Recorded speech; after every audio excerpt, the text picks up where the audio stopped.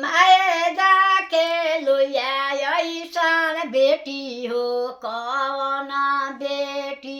आई के मरौदा भैली ठार आई के मरौदा भैली ठार धावल धूपल अइले अपन पापा काहे बेटी बगन मलिन धावल धूपल अइले अपन पापा काहे बेटी बगन मलिन कही तू कहे बेटी तमुआ तनैनी कराती सूरज के आलोक कराती सूरज के आलोक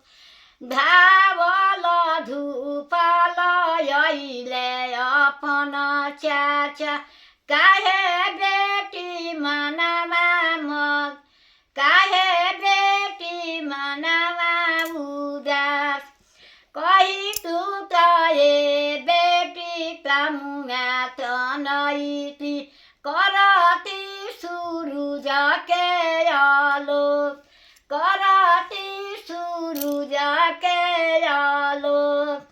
काहे लागी पापा हो तमुआ तनैब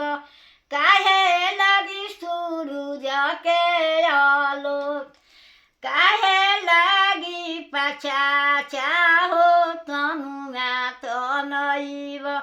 काहे ला सूरज के आलोक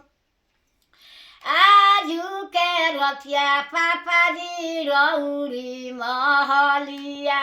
बिहान सुनर बर के साथ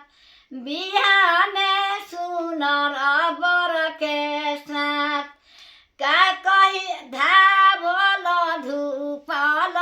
अइले अपन भैया काहे बहिना मनवा उदास काहे बहिना मनवा उदास कही तू त ए बहिना मारावा छबैती कराती चुन्द कराती चुन्द कही तू त ए बहिना मारावा छबैती कराती चुन्दरिया के यार कराती चुन्दरिया के यार काहे लागी भैया हो मारावा छबैब काहे ला चन्दनिया के वो काहे लागी चन्दनिया के वो आजु के रखिया भैया तोहरी महलिया बिहान सुनर बर के साथ बिहान